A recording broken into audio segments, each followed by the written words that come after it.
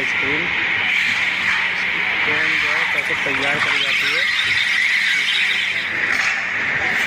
कुछ ही सेकंडों में जो कोन तैयार हो रही है, बहुत ही हाइजीनिक तरीके से तैयार हो रही है।